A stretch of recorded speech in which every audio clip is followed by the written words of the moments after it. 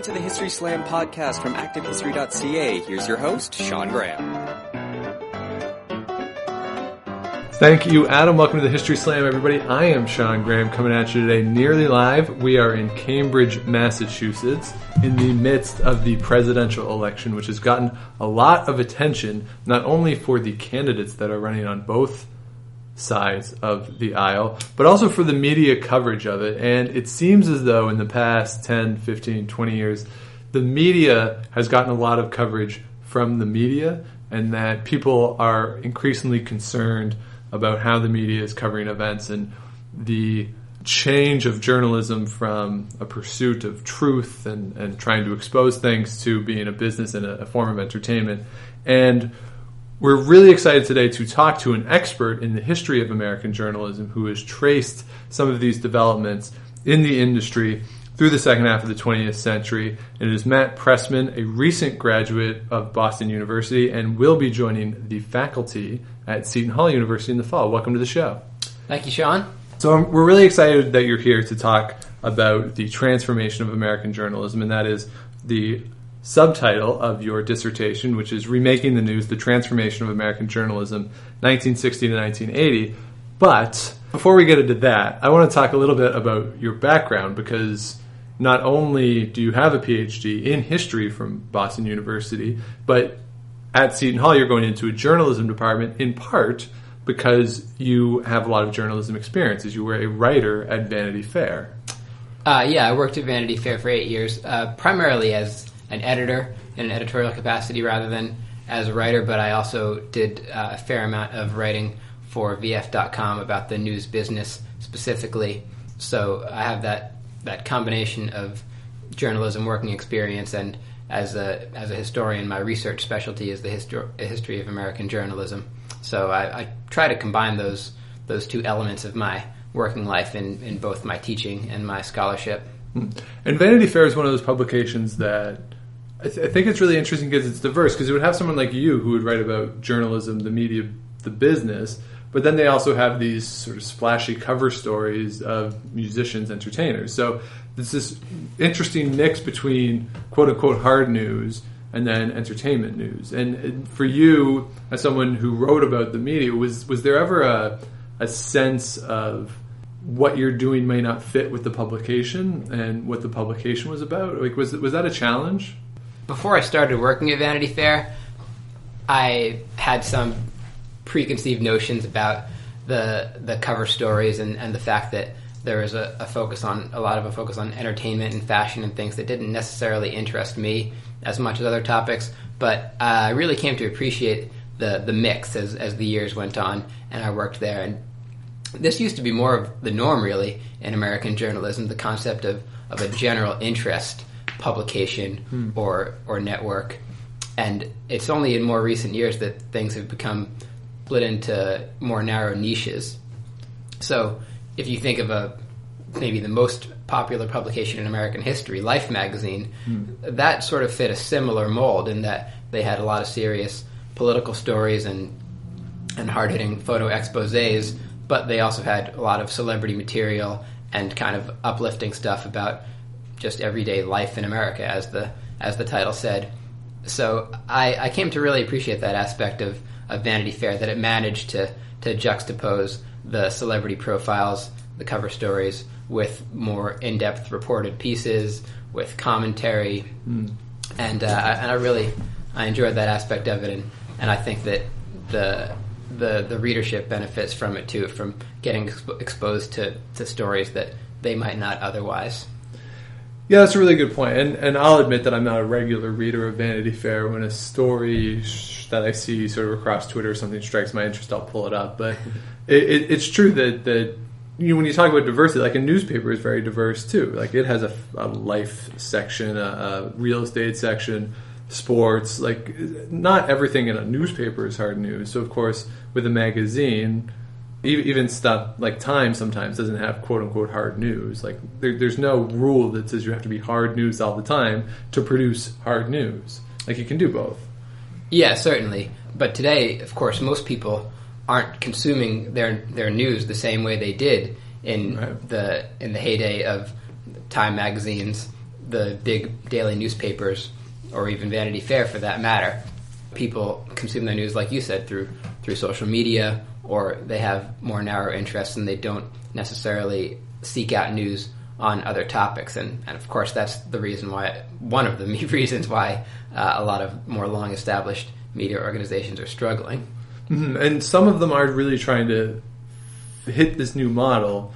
Some of them are working, some of them aren't. Like something like the Huffington Post comes up and has been quite successful and very profitable, whereas some newspapers maybe haven't been. Not sure how profitable Huffington Post is. Sorry to interrupt. Okay, no, but it's valuable. They have a high valuation. High valuation. How's that? Yeah, definitely. So, and other like newspapers are falling in terms of what their value would be, and it's weird. Like, how do you hit the model and how do you make sense? Because one of the things that people get mad about, I think, with the Huffington Post and other things like clickbait articles. That 10 reasons why this or this, right? And it's total clickbait, and there's nothing really to it, and people get really frustrated with it and say, well, what happened to news? Right. And it was really fascinating to me in researching and writing my dissertation how many parallels I found, especially in the 1970s era, between what you just were talking about in terms of people lamenting that news is becoming less serious, or that the audience is being pandered to. This is exactly the kind of thing that people were talking about in the 1970s. And again, it was because there was a major shift underway then, just like there is now. And some of the root causes were the same. Today, it's because people are getting their news from other sources. There's new technologies that are changing the way information and entertainment is distributed. And similarly, back in the 70s, it was when really TV had started to come into its own as a news medium the previous decade, but it took a little catching up before the newspapers and magazines realized what a dire threat this was. Right, and that's interesting because in my research on radio in the 1930s, one of the things that in Canada at least a lot of newspapers were saying was that radio can't be allowed to air news because that'll be the death of newspapers. And it's very similar to what people say now about the death of newspapers. And so I'm always skeptical when people say newspapers are dead. They might be dead in the printed form soon, but I don't think newspapers are dead necessarily. So, it's interesting that you note that these arguments come up in the 60s and 70s as well. And I'm curious as to why you chose the 60s and 70s to study specifically. Obviously, there's a lot that happens in that 20-year stretch, but was there anything in particular that really struck you as unique about those 20 years? Or was it really more the social change, the cultural changes that happened through the 60s and 70s, and you wanted to trace that through journalism? When I set out, my goal was to try to put a finger on when American journalism had adopted the characteristics that most people associate with it today, when it sort of became contemporary in a sense. And I really wasn't sure when that happened, so I just did a kind of thought experiment and thought about comparing what a typical newspaper looked like at certain points in time. I augmented the thought experiment a little bit by going on ProQuest Historical Newspapers Database, which is a terrific tool for anyone who's used it. And I found that if you look at a typical newspaper from 1940 and you look at the same newspaper from 1960, it's not really all that different. And similarly, if you look at a newspaper from 1980 versus a newspaper from the year 2000, it's not all that different. But if you look at the newspaper, you know where I'm going with this, from 1960 to 1980, it's enormously different in form, in content, in everything. And so that, to me, obviously indicated that these were the years where the fundamental change happened, and I tried to uncover what exactly took place and why it mattered. And now you use the word journalism in the title. So for you, is journalism newspapers, or are you looking at a broader scope of news coverage to include radio, TV, magazines? Or are you focused primarily on papers? Well, I had to try to use a couple of news organizations as case studies because it's just too big a topic to tackle without doing that, at least from a historian's perspective. So the two newspapers I look at primarily are the New York Times and the Los Angeles Times. So yes, my two main case studies are newspapers, but I understand journalism certainly to encompass TV news, magazines, the radio, the whole scope. Yeah, and I think there are really similar forces at work in all these mediums, and I try as much as I can to show how these forces and changes were taking place in other media as well. So some of the things that are forcing change, or at least that maybe highlight the role of journalism, to me in this 20-year stretch is the violence of the 60s and 70s, and the very public violence. I've talked, I think, on the show in the past, and certainly in classes before, about the role of television in the civil rights movement and how central television was to the success of the civil rights movement. Certainly. And it's sort of this notion of public violence, and you see it to a certain degree with the JFK assassination, certainly the RFK assassination, very public violent acts, Altamont, the murder at Altamont. So these are violent things that happen in the 60s and 70s. And I'm wondering, is the violence and the public violence that goes along with that, not to mention what happens in Ohio with the murders at Kent State and the protests with the Vietnam War, it seems like a very turbulent, violent time. The DNC in Chicago, there's just so much. Sure. There's just so much. There's so We many could go on. signature violent events during this 20-year period. Is that a central tenet of journalism and playing up of violence during the 60s and 70s? I'm not so sure it's violence as such, but I think just this era was characterized by such profound ideological conflict and such deep divisions in society and such turbulence that it really made the era ripe for change, and emotions ran so high on all sides, really.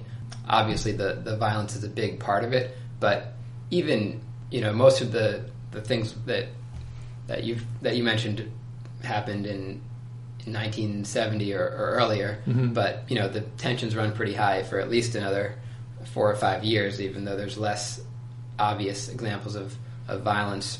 And I think it's really just a time when things seem kind of up for grabs, one of those moments in American history where at least some people think that there's a possibility that society and the political system will be reimagined in a huge way. And I think that tends to be a situation in which radical change gets at least debated. And that's interesting, because a lot of what you're saying right there seems similar to what's going on right now. Like this fear of radical change. I think on both sides. People on the left are concerned about people on the far right, and people on the right are concerned about people on the far left. And it turns into this, to me, very damaging rhetoric that doesn't allow there to be any real conversation. And is that similar to what's happening? And sort of, does that lead to a fragmentation in the journalism? Or do those sorts of things that you're talking about, does that filter into the business of journalism, or into newsrooms? I think for the big mainstream news organizations, which have a stated policy of trying to cover the news from a sort of centrist perspective without taking a point of view, I don't think it changes their coverage all that much. I think there are a lot of parallels between that period and today, and one of them is certainly new forms of media springing up. The 60s and early 70s were the heyday of the alternative press and the underground press in the U.S., and a lot of radical newsletters and newspapers and magazines were started, and wire services and radio networks, and really just and TV networks, every kind of journalism under the sun.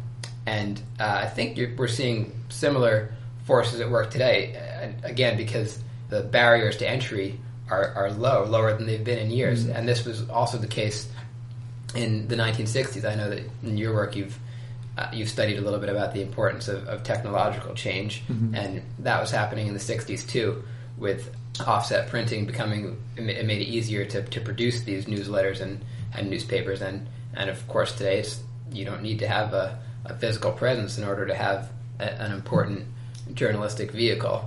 And so yeah, I think it's similar in a lot of ways, and people who want to get their point of view out there and who have a strong ideological point of view are able to do so and add their voice to the chorus. But one of the things that people say a lot now is that because there's this great access to material, essentially people operate in an echo chamber, that you only seek out the people who say what you believe. And I'm wondering, was the same thing true with a lot of these underground publications? And were they playing to a base that basically agreed with what they were saying? Or did they have wider circulation? And were they actually successful in reaching the type of people who may not agree with them initially to sort of pull them in to their perspective? I mean, I'm not really an expert on the underground press or the alternative press, but I don't think it's really analogous to the media sphere today. I think that most people who consume those publications, and they were mostly on the left in those years, they were also getting their news from mainstream sources, maybe even primarily, although of course they had a lot of distrust and contempt for those sources and for anyone over 30, as the saying went. But I think what you were talking about today, echo chambers, and people use other catchy terms to describe it, like filter bubble, right. Information cocoon. That I think is very much a phenomenon of the social media age, and I think in the 60s and 70s period that wasn't really the case. Now, in studying, though, the New York Times and the Los Angeles Times as your two major case studies, I wonder, because those are two major urban markets where if you didn't like either one of those papers, you had a lot of alternatives that you could go to. What about if you lived in Wichita? And I'm just picking a random town that I would assume probably has only one, or had only one daily, if it was even a daily. Yeah. Does that maybe change the understanding of journalism, given that your two case studies are urban and there's more competition for readers? Part of the reason I chose those two news organizations was because I wanted to look at two really influential ones, and also they both underwent a very different evolution during this period. A lot of people don't know that prior to 1960, the LA Times was a very staunchly conservative paper. But I also want to maybe take issue a little bit with your supposition that there was more competition in the market that the LA Times and New York Times operated in, and fewer options for somebody in a mid-sized city like Wichita. The LA Times was really pretty much the only game in town for the one of the biggest and wealthiest metropolitan areas in the country. They, thanks to a somewhat shady deal with the Hearst Corporation in 1962, the LA Times agreed to close down their afternoon newspaper in return for Hearst closing down their morning newspaper. Uh-huh. And after that, which Robert Kennedy at the Justice Department approved for reasons unknown, but after that, the LA Times was really the only newspaper someone could buy if they wanted a big, fat broadsheet in the morning, and that's what a lot of people wanted and felt like was a necessary part of their daily lives, and is part of the reason the LA Times was the most profitable paper in the country for many years. And even the New York Times, after a wave of strikes and labor issues in the New York newspapers in the 1960s, they were really the only serious morning newspaper in New York, apart from the Wall Street Journal, which was more of a specialized business newspaper, especially in those years. And as for the reader in Wichita, maybe there were two dailies back then, I'm not totally sure. But even assuming there was only one, then there were still a lot of suburban papers, weeklies. You've got news magazines, got radio, of course. So yes, the media market wasn't nearly as fragmented as it is today, but there was still a lot of competition and a lot of options, and the newspapers felt this competition so intensely, and really felt like if they didn't do more to attract readers and advertisers, they were going to be facing a serious crisis. And that's part of the reason that they made a lot of far-reaching changes in those years. For instance, this is a period where newspapers start focusing a lot more on soft news, start creating new sections devoted to lifestyles and things like that. and focus a lot more on the concept of providing service to the reader. News you can use became a sort of much ridiculed slogan. Yeah. But it was really something that newspaper publishers and executives felt was necessary for them to add to the package if they wanted to stay competitive in the years to come. And this is one of the things that I find really interesting about news and the development of journalism is this idea of news as a business. And it's really what you're talking about there is you have to attract people because sure you want to report hard news and you want to do all that investigative work, but if nobody buys the paper, you can't pay for that. So you need to attract people somehow. And there's the stereotypical thing of the paper boys on the street like screaming out the headlines in the middle of the day, right? And this effort to attract readers, and I would refer to it as a commodification of the news, at least in a Canadian context. Because when the CBC started doing news, they weren't allowed to advertise on the news. Like the news just had to be news. Like the advertisements weren't allowed. And then as we go along, eventually you get ads and you're trying to make money off of news coverage. And in the United States, obviously, it's a very different environment. But that had always existed. You always had to sell papers. You always had to get people attracted to what you were doing.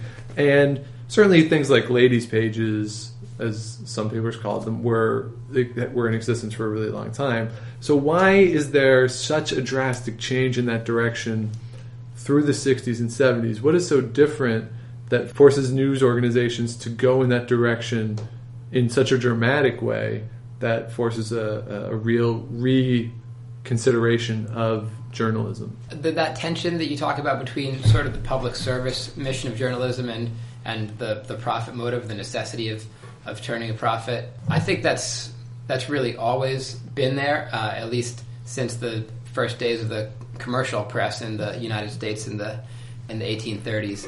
So I'm not sure that that's what's new. I mean, one of the reasons that the New York Times kind of pioneered this new model of serious nonpartisan journalism starting when Adolph Oakes bought it in 1896 was because Oakes felt like that was the only niche. He couldn't compete with the yellow press. He couldn't hope to make money that way. And he sort of made a virtue of necessity. All the best cartoonists were taken, and so he said, well, we're too serious for cartoons. We're not going to have cartoons in our paper. At least that's how the story goes. But I think what was new in the 60s and 70s period is that the competition just got so much stiffer. Yes, radio was a threat, and print journalists talked about how we have to start having more interpretation in our stories, and the news magazines were also doing more interpretation. But it wasn't really until the 60s where 1963 TV newscasts expand from 15 minutes to a half an hour, and the news magazines and specialty magazines and the alternative press and the suburban press and news radio makes a resurgence in this era too. And if you add on to that the fact that a lot of the affluent urban residents who these papers had depended on and their advertisers wanted to reach, they're moving out to the suburbs in this period. Just all these economic forces at once combining to paint a really bleak future for these organizations. And so they had to overcome some of these high-minded qualms about wanting to serve the public good only and to do just really serious stuff all the time. And there was a lot of disagreement in newsrooms and in executive offices of newspapers on how much they should go in the direction of reader service, how many, whether the new sections they add should all be on sort of lifestyle topics and soft topics. There was a big battle at the New York Times over what their last final rotating section was going to be for in the 70s, and they still have the weekday special sections. There's one on the home, and there's one on food, and the final one, there was a big debate, a sort of battle between the editor-in-chief at the time, Abe Rosenthal, and head of the business side, a guy named Walter Mattson. And Mattson wanted the special section to be about fashion, which is a natural fit for advertisers. There's a ton of fashion advertising, especially in those days. But Rosenthal thought that would sort of tip the paper, were his words. just too much soft stuff. And so eventually Rosenthal prevailed, and instead of fashion, the final rotating weekday section was devoted to science and technology. Which in the end wound up being a pretty good fit for advertising too, and because as this was sort of as the 80s were dawning and we were about to get into the age, they couldn't have known it at the time, but the age of personal computing and tech gadgets, and there was a lot of advertising behind that too, and it was a good fit for this section, so it worked out well for them. But did journalists necessarily care about it? Like, if you're in the White House press corps, say, and you're in D.C. writing for the New York Times, do you necessarily care that they're adding food writers? Like, does that... It's because it doesn't really change your job at all. So did the people on the ground who were doing the quote-unquote hard news, did they care much? Probably not. Most people, they figure, well, we want to make sure that the newspaper is successful and profitable so they can continue to expand and, send and open more bureaus and send people on long assignments. The ones who cared were more the maybe ivory tower types, kind of traditionalist-minded columnists and opinion writers, journalism professors, maybe some of them. But there was a lot of hand-wringing among more traditionalist-minded journalists. A couple at the New York Times in particular were really up in arms about these developments, but they weren't really the decision makers anymore, so that they were sort of powerless to stop it, especially when the business imperatives were suggesting so strongly that this was the way they had to go. So if these people don't care and it doesn't really affect their jobs that much and sort of their day-to-day operations, then the fact that papers are adding these sections and going more towards these types of stories, does that really ultimately change the face of journalism? Is it merely a situation where they're adding stuff without necessarily losing that hard, good, insightful, investigative work? Is there something that is subtracted from it? In my personal opinion, no, not really. And I don't think there's anything wrong with having the front page not entirely given over to the goings-on in Washington or the state capitol or City Hall or abroad. And, if you look at front pages today, probably at least half of the stories on most newspaper front pages are going to be more soft news, human interest, that sort of thing. So no, personally, I don't think anything is lost really, and I kind of think it's unfortunate when people talk in a sort of dismissive way about soft news. The term itself is kind of unfairly dismissive, although I don't know that there's a better one out there. So yeah, I mean. Well, news. Just use news. News is news, yes. Right? Like, news is sort of just what people care about, right? Like, it's a big story. People care about it. The fact that a Kardashian does something, like, sure, it's not going to tip this balance of power in the world, but enough people care about it that it's a news and it's newsworthy. Like, we may be dismissive of the Kardashians, just like personally I would be, but enough people care about them, then okay, fine, it's news. Right. Yeah, and I think the definition of what's newsworthy, that's something that really changes during this era. And it's not only soft news. I think kind of a related development, although it might not seem so on the surface, is that there's an expansion of the definition of important news to include perspectives and groups that had previously been marginalized. Right. And partly this is a result of the advocacy by people involved in the so-called rights revolutions of the 60s and 70s. So women's rights, civil rights, minority rights, and stories that previously, when newsrooms had been pretty much entirely directed by white men, they didn't really register those other perspectives. And there's actually a very insightful article that the editor-in-chief of the LA Times wrote in 1975, where he talks about the fact that, he says, 10 years or so ago, in a story about the police, you only go to the police for their version of events. You wouldn't even talk to the alleged perpetrator. And he listed some other examples as well. But essentially, a broader range of voices sort of merited consideration, and stories that might have seemed marginal or not really worth exploring, or certainly not worth putting on the first page or even the third page, they become a bigger part of the package. Mm-hmm. And as part of that, you mentioned sort of the minority part of that. I mean, it seems to me that a lot of it could be gendered as well, which you sort of alluded to, that quote-unquote women's pages become more mainstream, and people view that often as soft news, and so there's a gender component to it. So the pushback against soft news is, to a certain extent, perhaps, as you say, these white men who have always been in control or always been in charge of sort of what went out, and it's based on what their worldview of what is important, that starts to change. Yeah, no, that's exactly right. And the women's pages became a big battleground in this era for a lot of different reasons.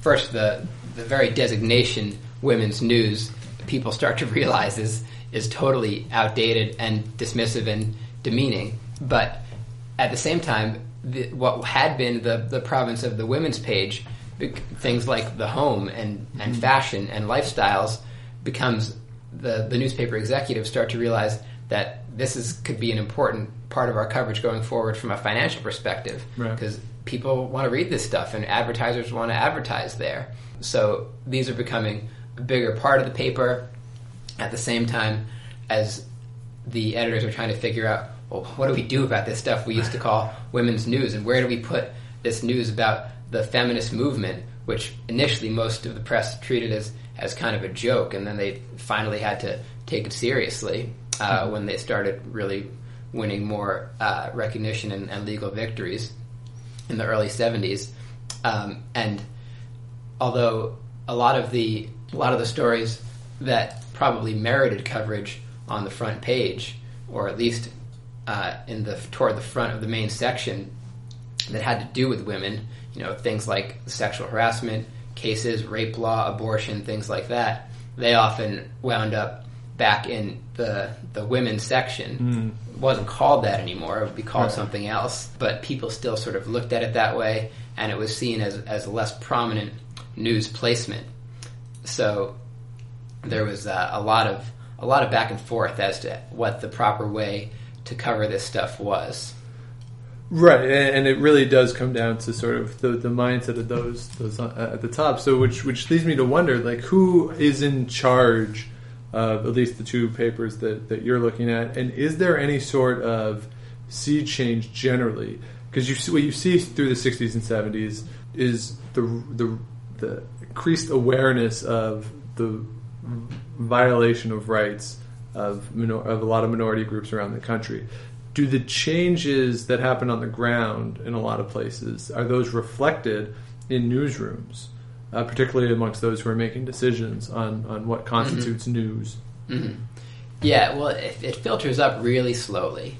So, at first, in the early 60s, certainly almost all the editors are white men, and most of the reporters too. And then this wave of urban riots happens in the mid-60s, and they say, oh my gosh, we need to hire some minority reporters. We can't cover this on our own. But it takes a lot longer for minorities to make it into the ranks of the senior editors, which is, of course, where the important decisions are being made.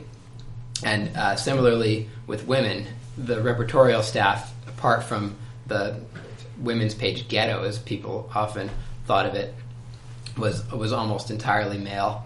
And even a little later than they started bringing in more, especially black reporters, but also some other minorities and Latinos, especially in the case of the LA Times. But it took them even longer to really get serious about the importance of having women assigned to all kinds of different desks and different beats. And it took a really long time for women to become better represented in the upper ranks of the editors. And even today, I mean, it's women and minorities are very much underrepresented in the ranks of the decision makers at most major news organizations. So, while I do think that the management became more aware of these other perspectives and the need to account for them, the sort of barriers remained in place for a long time, and there were a lot of lawsuits. The New York Times faced 2 separate lawsuits in the 1970s. One accusing gender discrimination, which was mostly led by newsroom employees, and then racial discrimination, right, which was brought by employees all across the organization. The LA Times there was a gender discrimination complaint against them by a women's caucus there, but it never reached the level of a formal lawsuit. Now, given that it's a lot of the same people who make these decisions at the upper levels, I feel compelled then to ask about the idea of bias and equal coverage, or unbiased, fair coverage of events, and one, if that's even possible, because there's the tradition, and I would assume it exists here because it exists in Canada, that in the days leading up to the actual election, that each newspaper will endorse a candidate, which is this really, to me, very weird tradition that there will be an editorial saying this is who we support, which I find very strange, given that they present themselves as giving unbiased coverage elsewhere in the paper, and yet the paper will officially endorse. To me, it's sort of this tacit acknowledgement that we're always kind of biased. So I'm wondering, when you're studying these organizations, given the inflexibility given the stagnant way in which they operate at the highest levels, does that influence the reporting itself? And is it even possible for there to be unbiased reporting and an unbiased journalist? Can you get a center, down the middle, completely fair reporter? Is that a thing that exists? I don't think anyone would really claim that exists. That the proponents of objectivity as an ideal would probably say it's something to strive for, but no one will ever achieve it. And that was a line that Abe Rosenthal, the editor of the New York Times in this era, fell back on a lot. Right. He sort of, it was a little bit of a straw man argument that some of especially the left wing opponents of objectivity in this era were bringing up. You can't be objective; it's not possible. And yes, even the proponents of objectivity would acknowledge it's not wholly achievable, but we can still try. Right. So I think that certainly bias and one's personal background and beliefs, they're always going to factor in. It's just a matter of the question really is, well, how much should reporters and editors try to suppress it, or should they just be upfront about it and right, and lay it out there? And that's a debate that was happening, a very live debate in the 1960s and early 70s, and I think it's a pretty live debate today also. And really the parameters of the debate haven't changed very much. It's fascinating. In 40 or 50 years, people are really talking about the same things in the same terms. And similarly, the parameters of the debate on the right-wing critique of the media hasn't changed much. This is the period, the late 60s period especially, where you start to hear the same kind of critiques that get made today of liberal bias, of an elitist news media that talks down to real Americans, most famously voiced by Vice President Spiro Agnew, Nixon's vice president, in a series of speeches in 1969 and 1970 that could just as easily come out of the mouth of a Republican politician today. And it's been kind of the same refrain ever since from both sides. I think the left-wing critique kind of faded for a while, but has started to return a lot in the past few years, and with the Bernie Sanders movement especially, and a lot of antagonism among his supporters for the mainstream press for their supposed poor treatment of Sanders and right, the issues that he's advocating for. Do you think, in studying these two papers, and I mean, you could argue what mainstream media even means, but perhaps the New York Times is as mainstream media as mainstream media gets. I think so. It seems to me as though the notion of a liberal bias would be true, but there's a limit to it because they don't want to go too far left, and the people who claim that Bernie Sanders doesn't get a fair shake would certainly, I think, agree with that. But are the claims of a liberal bias in the mainstream media, is there a tenet of fact to that? Like, is it real that the mainstream press does have a left-leaning position generally? Well, you can't deny that most people who work at these organizations tend to be left-leaning in their personal politics. That's certainly true. And you were saying before, and I didn't quite get to it, about the editorial pages. Yeah. And most of these places have left-leaning editorial pages, and that certainly doesn't help their argument that, well, we're giving you our real views here, but just trust us. In the rest of the paper, we're being totally down the middle, and we're not letting those real views influence what we do at all. And a lot of people, especially in this, in the more skeptical age we live in, and I think really have lived in since the late 60s and early 70s, a lot of people just have trouble accepting that. They don't believe it, and they're not going to believe it.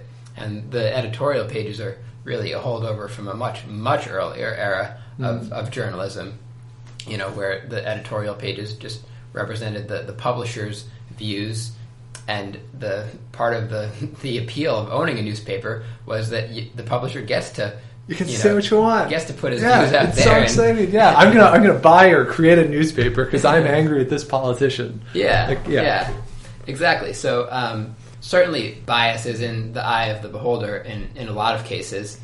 There have been a lot of studies trying to determine whether this news organization's coverage of this or that was biased.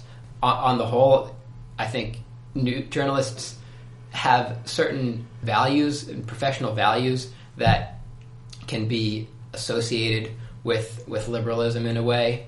In terms of one of the major things I talk about in my dissertation and the book To Be is an adversarial approach toward those in power, and that's something that I think there's a strain of it going a lot farther back in American journalism, but I think it really creeps back in again around the late 60s and 1970s, and a skeptical approach and a tendency to challenge and question people who are wielding power, and not just in politics, but also even in the business pages get a lot more adversarial in the 70s, and it even gets down to the sports pages, which you would not think is a likely place to find confrontational adversarial coverage. Right. But those kinds of values and sort of a belief in the possibility of government doing something good, the sort of reform impulse tends to be something that a lot of journalists believe in. But does that reflect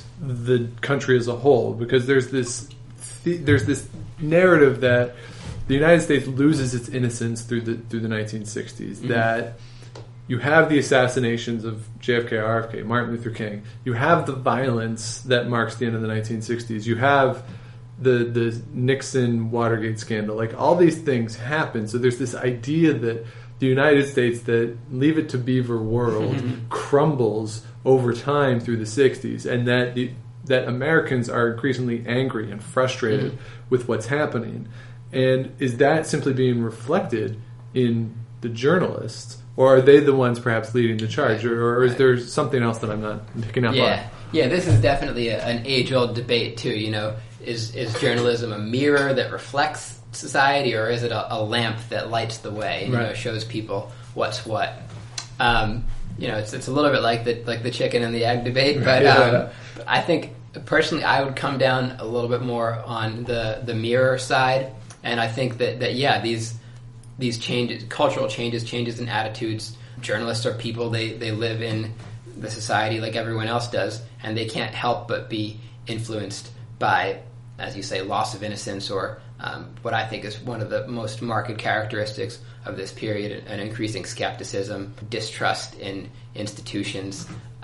It's really remarkable, the poll numbers in this period when they measure Americans' faith in major societal institutions. They just plummet so fast, and for everything. I mean, the press certainly, but organized religion, the military, corporations, higher education, I mean, even like medical science, the people who express some trust in the leaders of these industries or institutions, it just drops precipitously, and it's really remarkable to see, and it never recovers to anywhere near the levels of the early 1960s and the 1950s. Mm-hmm. I'm curious too, in terms of the presidency and how that approach that we're talking about changes with respect to the presidency. And to me, one of the things that's really remarkable, in particularly being in Boston or in the Boston area for the year, is the Kennedy legacy. Mm-hmm. It's so present, and there's a lot of reasons for that, certainly. But there is also this notion that he was, behind the scenes, a womanizer and all these perhaps less, or these things that might damage the legacy a little bit as this great leader.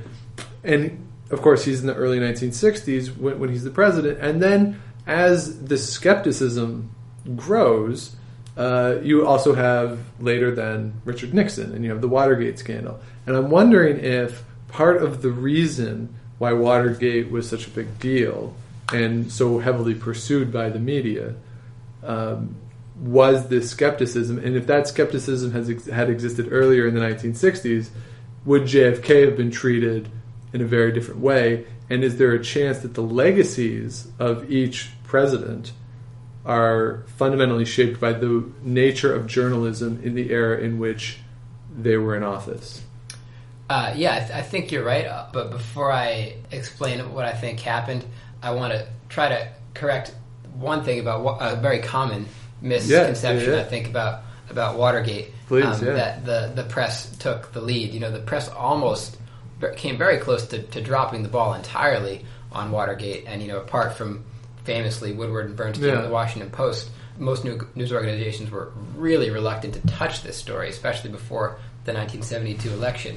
And even afterwards, I think that the press's role has been exaggerated a little bit. The press was reporting it, but where was the information coming from? It was coming from the congressional investigation of Nixon mainly. So I think it's important not to overstate the press's role in that. But yeah, I think certainly Kennedy benefited from being he was in office before the era of the adversarial press really took off, and you can see it change with Lyndon Johnson. And a lot of it is, I think we've been talking for a while, and I don't think we've mentioned the Vietnam War yet. Talking about the 1960s and 70s. But a lot of the adversarialism can be traced to that, and the loss of trust between the press and the government, the people in the government as well.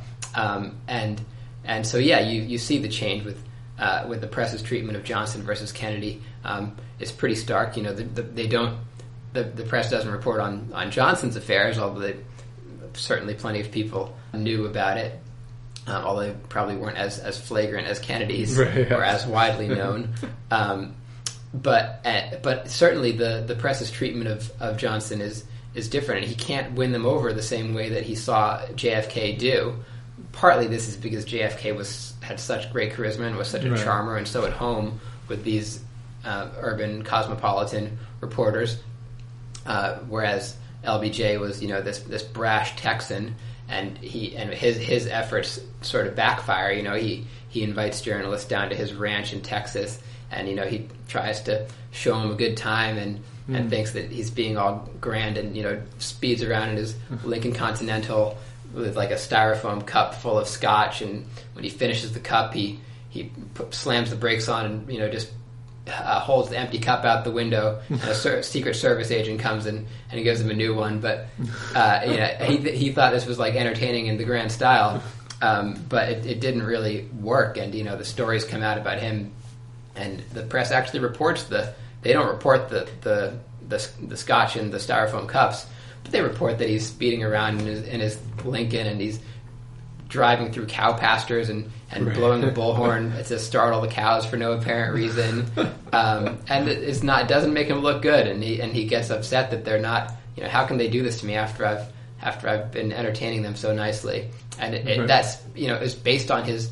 understanding of how the press corps had behaved with presidents for years. He'd been in Washington for years. He'd seen it, and things really began to change in the Johnson administration.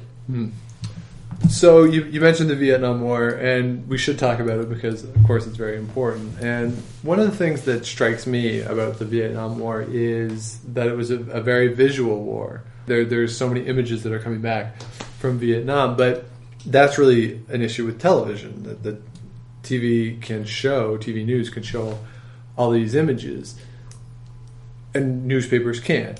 I mean, certain images they can. There's the famous one at My Lai, right? Yeah, My Lai, his front page is which of course is perhaps the most important image of the 20th century. Like, it's a very important photograph. But in general, like, you can't have the same type of impact of a newspaper reporter going behind the lines and doing a story.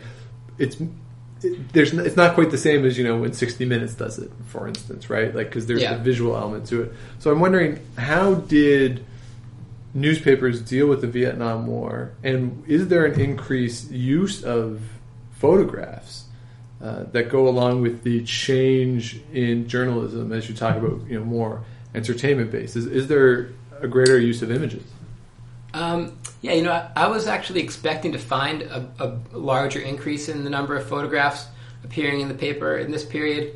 I didn't really find that, though.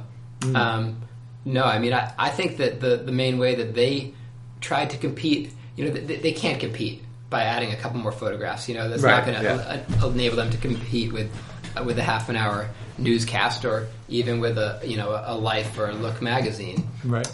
So I think really the way they tried to compete was by having a more interpretive take on the news, more analytical. Right. They're not just going to tell you what happened yesterday, what some high-ranking official said. We're going to explain what it all means in a kind of sophisticated way that you can't get from the short half-hour newscast. Which, if you print out the script of a half-an-hour newscast, it'll fill maybe one newspaper page. So you can obviously get into a lot more detail in the newspaper or in a magazine than you can on a TV newscast. So I mean, certainly hard to overstate the visual impact of Vietnam, and the fact that, unlike in most other American wars, there was very little censorship, and these images were it was possible to get them out. The My Lai images, they were taken by an army photographer, right? After all, so that's a big part of it too.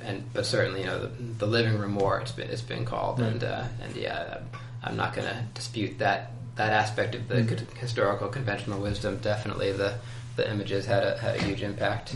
As we're recording this, last night, I didn't see it, but Megyn Kelly aired the first of her series of shows. And it was an interview with Donald Trump, and I haven't watched it yet, but what struck me in the last few weeks is that Megyn Kelly has gone around and has done the talk show circuit. She did Colbert, she did The Morning. She was on the cover of Vanity Fair also. Oh, okay, there you go. So it's like, so she's been out there, and one of the things that journalists always say or claim is that they want to report the news, they don't want to be the news. And certainly with Megyn Kelly, it's not entirely her fault that she became the news. She didn't, I don't think, seek this out. It sort of came upon her. But it struck me that this idea of reporters not being the news, I don't know where that comes from, because there's always been these really prominent newscasters who, to a certain degree, have been the news. In Canada, during the Second World War, Matthew Halton is a good example. And this notion, too, that, there are no more Walter Cronkites. But Walter Cronkite was a major figure, and to a certain degree, a celebrity. In his day, Woodward and Bernstein became celebrities by reporting what they reported. So I'm wondering, is this notion of reporters and this idea that they have to be anonymous and that they can't be famous, they don't want to be in the news, is that just an invented trope? Or is that something that actually changed with the commodification, with this entertainment part of news and selling papers by having notable reporters? Yeah, I think it is a little bit of a trope. But I think there's also a difference between a television reporter and a print reporter. Okay.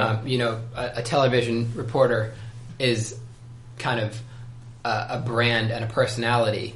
They have to be, because they want to be recognized and known by the wider public. If they're if they're not recognizable and and familiar, then they're not going to be successful. And I think, it may be a little false modesty on the part of print reporters, because probably most of them harbor some ambition to become like either the lead correspondent or a columnist, which is a much more high visibility position. But I think it's it's an ethical thing too. If you're just writing a run-of-the-mill story, then if the story is about you, the reporter, instead of the subject matter, that makes it seem like you're somehow ego-seeking or you're not doing your job properly. Mm-hmm. But that leads to an interesting question too, though. If the ultimate goal of a reporter then is to be, say, a columnist, or today, if you're writing in a newspaper, to get regular spots on cable news, because you can not only raise your profile, but you can make a lot more money doing that. Does that then force us to reinterpret or be more critical of what is being reported? That, sure, they might not be reporting about themselves, but knowing the reporter's end game, if it is to be a columnist, say, like they're going to report on things that would have a higher profile, for instance. And does that then, again, contribute to, I keep using the word commodification, but like this idea of news is entertainment, news is a business, and does that ultimately then hurt the people who are consuming it? I mean, news is a business, and I don't think there's anything wrong or shameful about that. As long as it's a business that's run with certain ethical standards. Sure.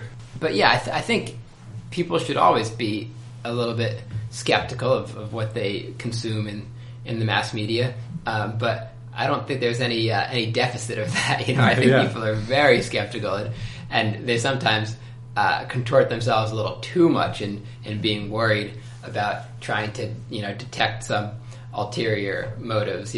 Sometimes the story is just the story, and there's not always 1,000 machinations at work behind the scenes, but certainly a little informed skepticism never hurts. Right. Does it maybe contribute to things that perhaps could get covered not being covered? Like I'm thinking, the stuff that John Oliver does, for instance, where he talks a lot about sort of local things that happen on the local level that have national significance. But he did this story this week about 911, and that 911 centers are the funds or the charge that you get on your cell phone bill that is supposed to go to 911 in a lot of states gets siphoned off to other things. Like that strikes me as a story that would normally or perhaps should be reported by a newspaper locally, like in New York State. Like an Albany reporter should be on that, but because it doesn't have, like, it's not a quote unquote sexy story. Yeah. Like, is the media in moving towards this entertainment model missing a lot that perhaps they might have otherwise gotten? Yeah, probably. And I mean, of course, it's easier to go after low-hanging fruit, and especially most of the news business has been so decimated by layoffs and budget cuts in recent years that it's hard, and it's sometimes hard to justify putting so many resources into a more investigative story that's probably not going to pay off in immediate monetary terms, although it might pay off in the long term when you're talking about the brand value. But I do think news organizations are still doing this kind of work. I mean, I didn't see the John Oliver piece. I like what he does a lot, and that sounds like a really good one. But I would bet that his staff didn't do the original reporting on that. They're probably drawing on newspaper or magazine reports. But I mean, it speaks to the changing business model, and it was kind of an anomaly in the golden age of newspapers, that this very expensive investigative reporting, which probably isn't the reason most people were subscribing to the newspaper, that it got so much funding.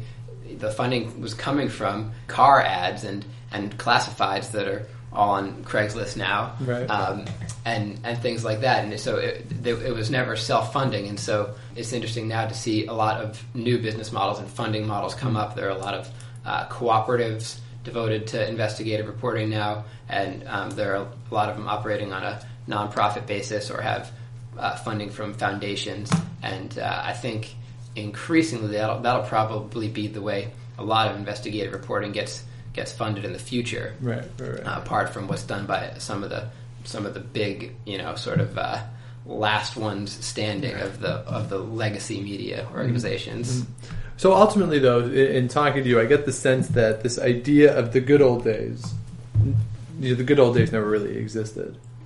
Like it's sort of this, like with everything, like we get this romantic vision of the past. It was a simpler time, but that's not really the way newspapers worked. I think that's true. I think that's true that the good old days never quite existed. I mean, that coverage has gotten broader and more sophisticated and more useful over the years. Especially if you're thinking the good old days were back in the 40s and 50s. I think that newspapers in more recent decades are far superior if you go back and look at them now in terms of quality of writing and just having material that's interesting and insightful. I mean, if you talk to people who work in the business, then they have a point about the good old days, right? Because certainly the good old days in terms of profitability are far behind. The accountants can talk about the good old days. Yeah. I mean, but the employees too. I mean, the LA Times in the period I'm looking at now, they were told, never fly business class, only first class. Oh, wow. Whereas today it would be never fly business class, only coach, of course. I mean, it's absurd the kind of money they were making and the way they were able to lavish benefits and spend so much devoted to quality news gathering. It's really kind of sad today the way that a lot of newsrooms have been hollowed out. Mm-hmm. Although there's also a lot more new ventures and new ways of reporting news that I think are gonna fill some of that gap. Right. And there's this issue too, like in Ottawa, there's two of the dailies are going to share a newsroom, but maintain separate editorial content. And you're thinking to yourself, like, come on, like that, like, and so again, it speaks to how things are changing and how not only the business itself, but those of us who consume news. It's important to be conscious of these things and understand. I tell my students all the time with pop culture, like, just be critical of everything that you consume. It doesn't mean not critical like negative, but like just be aware that everything that you get, there's a reason why it's being made, and just try and understand what that reason is, and then you can really assess it in an intelligent way. And I think with news we have to do the same thing, and not that hasn't always been the case, but it's certainly true now. Is it's not always apparent who the source of the news is, so it's almost like we have to investigate where the news is coming from before we can really think about it in a critical way. Mm-hmm. And so it's a fascinating time. Now, before you go, because I could talk about this sort of stuff all day. Oh, me too. You were on Jeopardy. Right. Not only were you on Jeopardy, you won Jeopardy. I had a great run. I managed to win 3 games, and it was a really fantastic experience. Okay, so I'm asking because recently there was this controversy that they weren't going to let Canadians on the show anymore, and I believe they've backtracked on that. But just take us behind the scenes. Like, I know that the show airs every day, but how many games did you play in it? Like, so you played 4 games total? Yes, and they happened to be all in one day, pretty much in succession, although there was a lunch break. So yeah, they record 5 episodes a day. Okay, now is that perhaps unfair to the winner? Like, that you have to go play your 4th, like you had to be exhausted in that 4th game. Well, sure, yes, let's say I was exhausted and that's my excuse for losing. No, a little bit.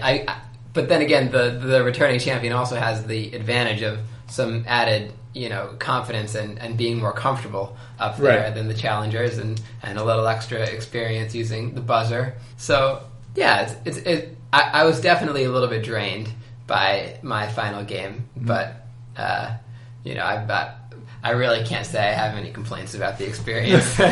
Okay, now what we see on TV, is that basically, like, do they tape live, like live to tape, or are there moments where the judges have to come in that we don't see? Like, is it basically a tight 20-minute game, or does the game take longer and it's edited down? No, they run a really tight ship. It's a tight. The only times that they really make edits, that at least the time that I was there, are when there's like a technical glitch. So, for instance, sometimes it's a video clue, and Alex Trebek will say, here's Sarah with the clue, and nothing, right. No video. So, things like that. Obviously, they have to stop it.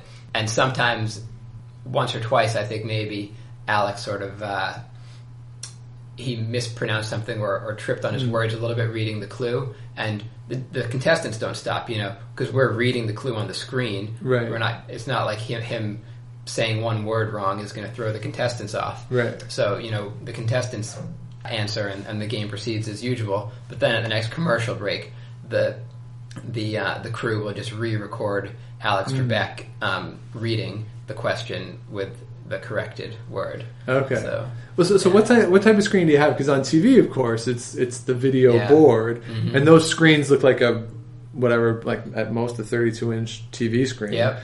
Like, do you have something on your podium that has the clue in front, or no, do you have to read that?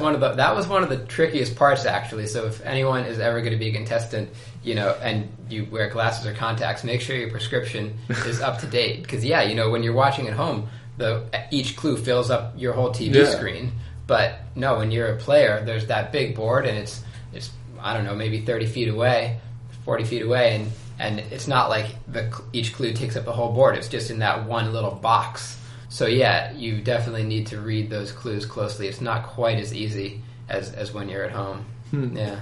This is so interesting. And do they give you any tips on the buzzer? Because I've heard the buzzer, the Jeopardy guy who won 30 in a row. Ken Jennings. Yeah, more than 30. I think he gets up to almost 80. Like, that's crazy. It's amazing. But I saw an interview with him. He said it was all about the buzzer and getting the timing right on the buzzers. Yeah. So do you know when you can buzz in? Yeah, so your buzzer is not active until there's a Jeopardy staffer who flicks a little switch, and when the staffer flicks this switch, a bunch of light bulbs on either side of the question board turn on, and then you're able to buzz in.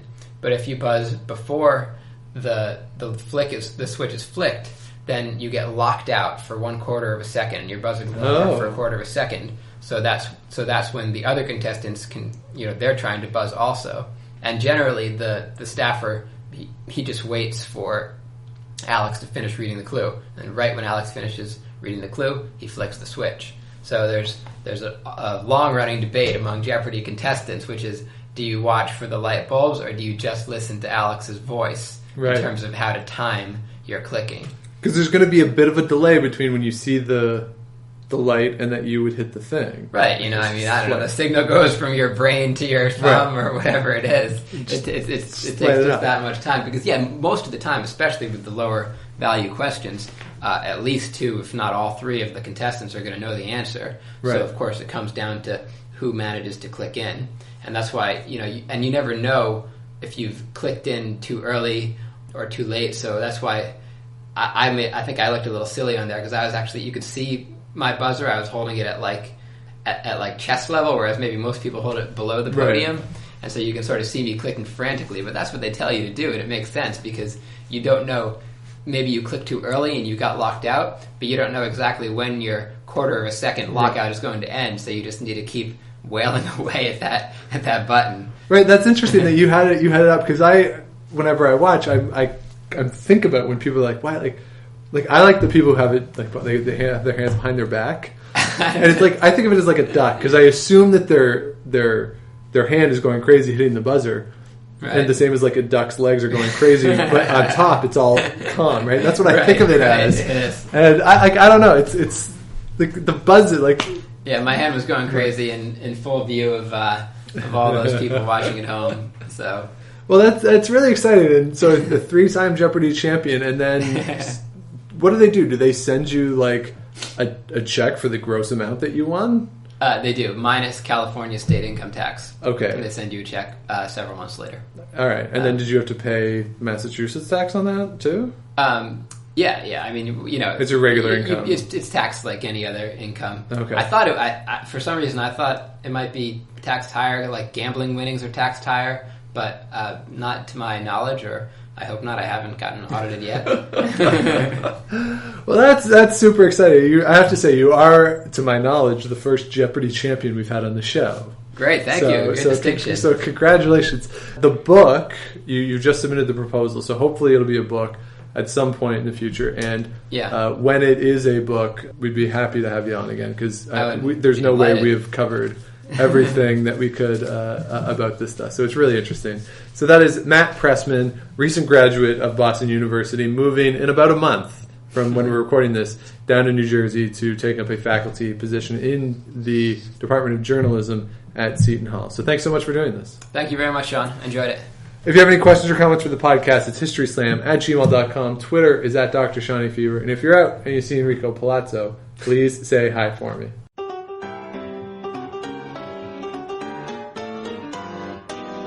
Thanks for listening to the History Slam podcast. Be sure to check out Active History for more features, articles, and be sure to subscribe on iTunes.